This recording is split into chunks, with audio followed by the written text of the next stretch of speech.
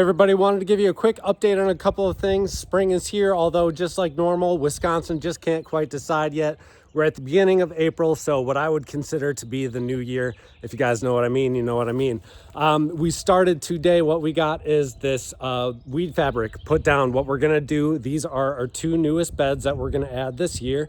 I'm going to be doing 2 layers of 2x6s to build up the garden beds right there. We're gonna go old school and build them ourselves, fill them up with soil.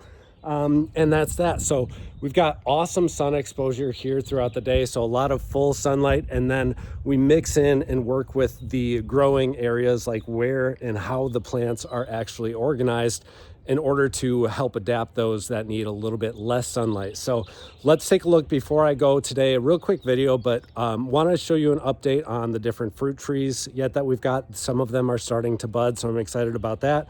And then we're going to take a little close dive at the willow trees that we got propagating over the winter to see how those done as well.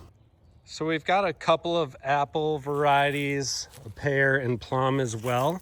Looks like everything is starting to bud out here. It's right there, budding out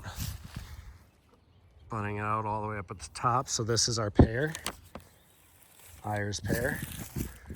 And then our apple varieties. I don't remember what they're called. I'll have to go back and figure out, but those are coming back nicely too. And then same thing with this one as well. So we did a pretty heavy pruning when we first got them last year, if you guys watched the video. And you know, of course I knew they'd come back. They're definitely hardy and doing well, but very excited to continue to shape them and grow them here coming up. Oh, and some of our perennial flowers, phlox, sedums and such, those are starting to come up too. So this is our whole little treasure trove of willow cuttings that we're propagating and growing here. You can see 1, 2, 3, 4. Those 4 plus this one back here are planted in the ground. The rest of them here I've got like just piled up in a bucket over winter to see how they do. Just kind of curious, little experimentation of mine for some future details.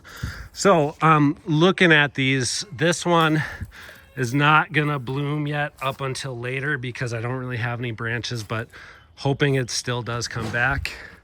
I am getting little bits of buds off of every other one that's planted in the ground. That see right there, they're all starting to bud out a little bit right there.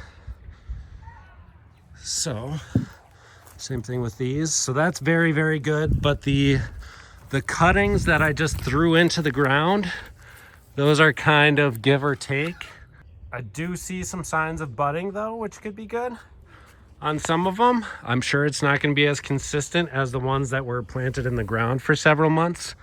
But if I could just do this every year with a whole ton of these cuttings, that's a game changer for me.